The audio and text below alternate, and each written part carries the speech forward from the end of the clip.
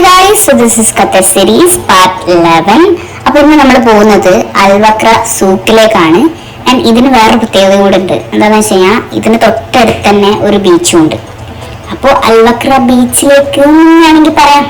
അപ്പോൾ നമ്മൾ എല്ലാവരും കൂടിയാണ് പോകുന്നത്, നമ്മുടെ കസിൻസും എല്ലാവരും ഉണ്ട്. കാരണം ഇവിടുത്തെ ബിൽഡിങ്ങിനൊക്കെ കോമൺ ആയിട്ടൊരു പ്രത്യേകത ഉണ്ട്. അതായത് എല്ലാം കാണാൻ ഏകദേശം ഒരേപോലാണ്. അതായത് ആ പഴയ ഒരു കൾച്ചർ കൊണ്ടുവരാൻ നോക്കിയതാണ് അവർ ഈ എല്ലാ ബിൽഡിങ്സിലും. അതായത് എല്ലാത്തിനും സ്ട്രക്ചർ ഒരേപോലെ ആയിരിക്കും. പിന്നെ ഇത് ഭയങ്കര നീണ്ടു നിവർന്ന് കിടക്കുന്ന ഒരു സൂക്കാണ്. നമുക്ക് കുറേ നടന്ന് കാണാനുണ്ട്. ഇവിടെ ഞാൻ കണ്ട ഏകദേശം എല്ലാ ഖത്തറിൽ മിക്ക സൂക്കുകളിലും ഞാൻ കണ്ട ഒരു പ്രത്യേകത എന്താ അറിയോ, അവിടെ ഉള്ളടത്ത് ഒട്ടകവും ഉണ്ട്, കുതിരയുണ്ട്. അതാണ് ഞാൻ കണ്ട പ്രത്യേകത.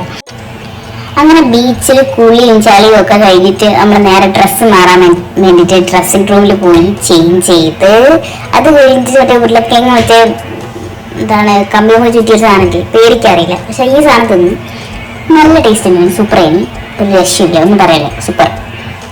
അത് കഴിഞ്ഞിട്ട് ഞാൻ പറഞ്ഞില്ല അതിൻ്റെ ഉള്ളിൽ തന്നെ എല്ലാ തരത്തിലുള്ള കടകളുണ്ട്. റെസ്റ്റോറൻ്റ് ആയാലും ഡ്രസ്സിൻ്റെ ഷോപ്പ്, ഗോൾഡ്, എവറിത്തിങ് ഒക്കെ ഉണ്ട്.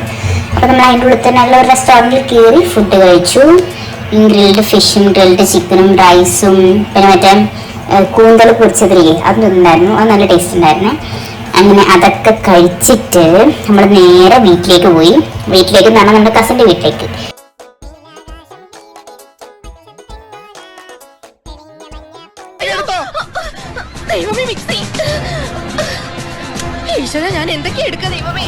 അതായത് പിറ്റേന്നത്തെ സീനാണ്. രാവിലെ തന്നെ എണീറ്റലും കൂടി ക്ലേ ഉണ്ടാക്കുന്നുണ്ട് ഇവിടെ. ആ നേരം കൊണ്ട് ഒരുത്തിനും കൂടെ ഒക്കെ പരത്തുണ്ട് കേട്ടോ. എന്നിട്ട് ഞാനൊന്നും ചെയ്തിട്ടില്ലേ എന്നുള്ളൊരു ഭാവം. അപ്പൊ അത്രേ ഉള്ളൂ. ബൈ.